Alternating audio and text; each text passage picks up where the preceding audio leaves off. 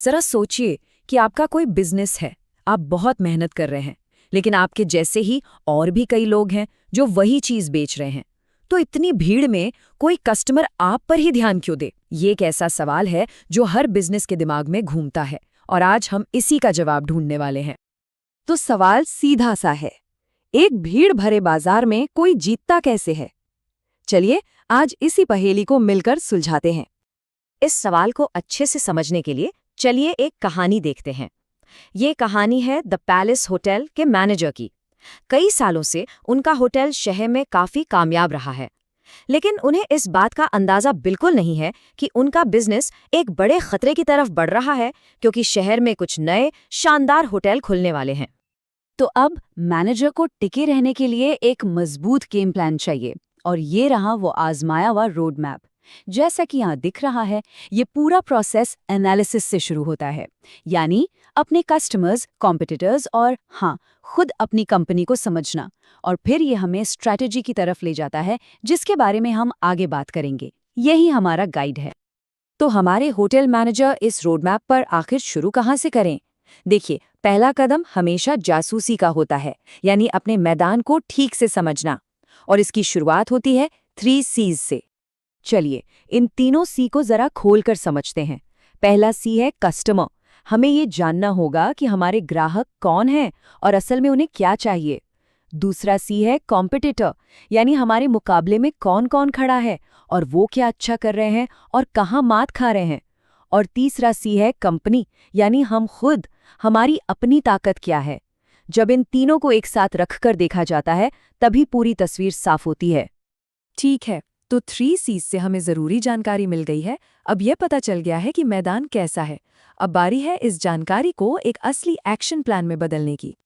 और यहीं पर एंट्री होती है STP की, यानी सेगमेंटेशन, टारगेटिंग और पोजीशनिंग। ये किसी भी स्ट्रैटेजी का आप कह सकते हैं कि दिल होता है, क्योंकि यही वो 3 कदम हैं जो तय करते हैं कि आप बाजार के किस हिस्से में लड़ेंगे और वहां जीतेंगे कैसे। तो पहला कदम है सेगमेंटेशन। इसका मतलब है कि हम पूरे मार्केट को देखते हैं और उसे एक जैसी ज़रूरतों वाले कस्टमर्स के छोटे छोटे ग्रुप्स में बांट देते हैं।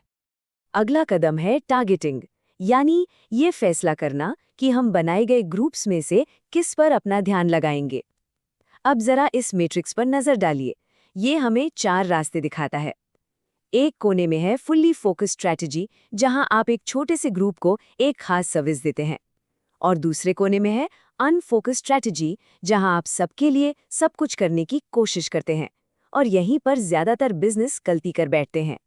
इसे ऐसे समझिए, एक तरफ है फुल्ली फोकस स्ट्रैटेजी, मतलब स्पेशलिस्ट, और दूसरी तरफ है अनफोकस्ड, यानी jack of all trades, master of none. और बात यह है कि जो बिजनेस सबके लिए सब कुछ बनने की कोशिश करता है, वो अक्सर किसी के लिए भी कुछ खास नहीं बन पाता। और अब आता है सबसे जरूरी और आखिरी कदम, पोजीशनिंग। सीधे शब्दों में कहें तो आप अपने चुने हुए ग्राहकों के दिमाग में अपनी एक अलग और एकदम साफ पहचान कैसे बनाते हैं।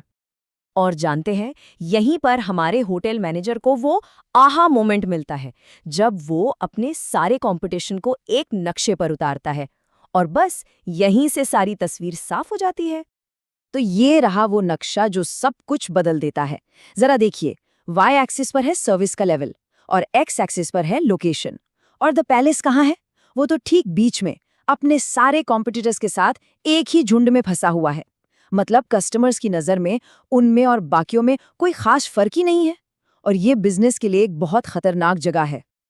लेकिन कहानी में ट्विस्ट तब आता है जब शहर में नए होटल्स की एंट्री होती है, और बूम, पूरा नज़ारा ही बदल जाता है। अब इस मैप को देखिए, ये जो नए डॉट्स आए हैं ना, ये नए होटल्स हैं। इनमें से कुछ तो द पैलेस से भी बेहतर सर्विस और लोकेशन पर हैं। अचानक जो जगह कल तक ठीक ठाक लग रही थी, आज वो खतरनाक रूप से भीड़भाड़ वाली हो गई है। द पैलेस अब इस भीड़ में गुम होने की कगार पर है। तो अब मैनेजर क्या करे?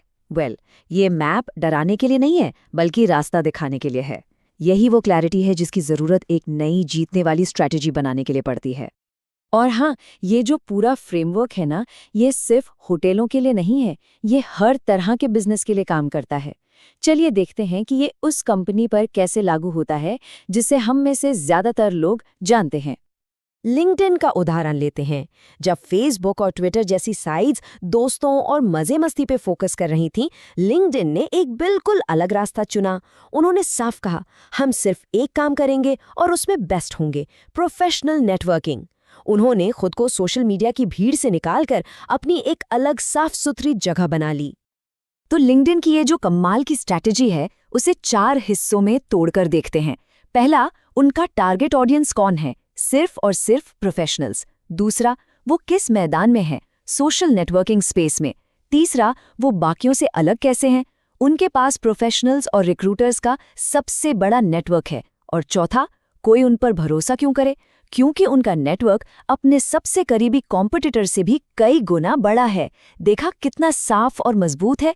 इसी को कहते हैं बेहतरीन पोजीशनिंग।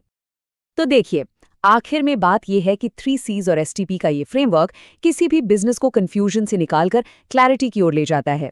ये आपको किसी भी बाजार में एक अनोखी और मजबूत जगह बनाने का हथियार देता है।